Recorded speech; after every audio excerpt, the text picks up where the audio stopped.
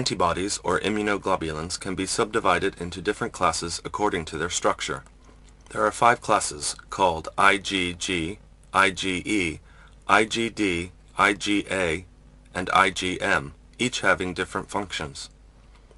The class of an antibody is determined by its heavy chains, and each antibody can be produced either as a cell surface antigen receptor on B cells or as a secreted molecule. The secreted form of IgA is a dimer of the basic 4 chain structure, and IgM is a pentamer. Naive B cells which have not encountered their antigen initially express IgM as their surface receptor. The heavy chain of IgM is called a mu chain, and a B cell makes a mu chain by transcribing its recombined VDJ gene together with exons for the constant domains of the IgM heavy chain. These are called C genes. C genes for the other immunoglobulin classes lie downstream of those for the IgM. An individual B cell can switch the class of antibody it produces. This process occurs in the germinal centers of the lymph nodes, spleen, and other secondary lymphoid tissues. Class switching is accompanied by a second process, somatic mutation, which increases the overall affinity of the antibodies produced. A primed B cell enters a germinal center and undergoes rapid division. At the same time, a mechanism is activated which introduces mutations into the DNA around the recombined VDJ gene, so each B cell has a slightly different antibody. Occasionally, a mutation will generate antibody with a higher affinity for its antigen. Follicular dendritic cells in the germinal center hold stores of antigen on their surface. B cells compete with each other for the antigen, and only B cells whose mutations have produced higher affinity antibodies will compete effectively for the limiting amount of antigen. This is now processed and presented to T cells, which signal division and differentiation, but B cells with low affinity antibodies have no antigen to present to the T cells and die by apoptosis. The interaction with T cells also promotes immunoglobulin class switching. Look now at the heavy chain gene locus. The IgM C gene is preceded by a switching region which corresponds to switching regions preceding the C genes for all the other immunoglobulin classes except IgD. Here we see the event which occurs as a B cell switches from making IgM to IgG1. The C gene for IgG1 replaces the C gene for IgM, placing it next to the VDJ gene.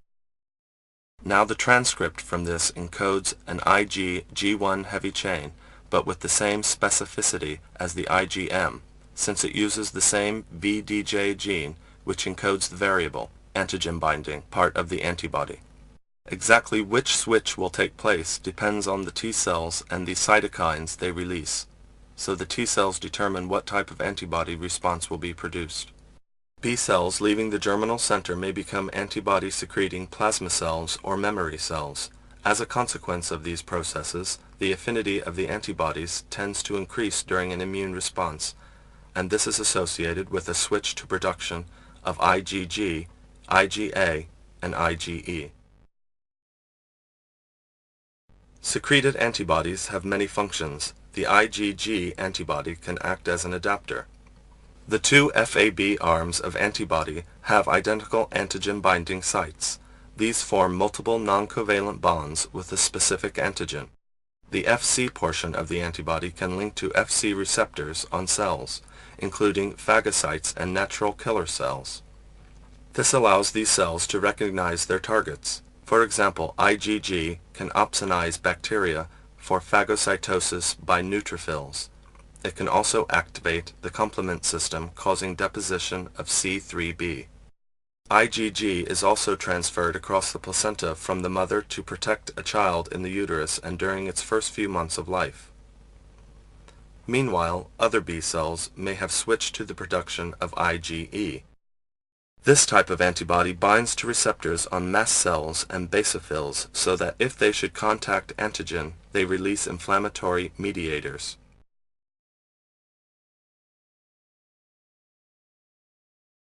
Other B cells, particularly in the Peyer's patches, may have switched to the production of IgA. IgA is produced as a dimer of the basic 4-chain immunoglobulin unit, linked by a joining or J chain. Cells of mucosal epithelia can bind IgA and transport it across to protect the mucosal surface. Some antigens, particularly polymeric carbohydrates, are not recognized by T cells and are called T-independent antigens. So the antibody response to these antigens shows neither increasing affinity nor class switching.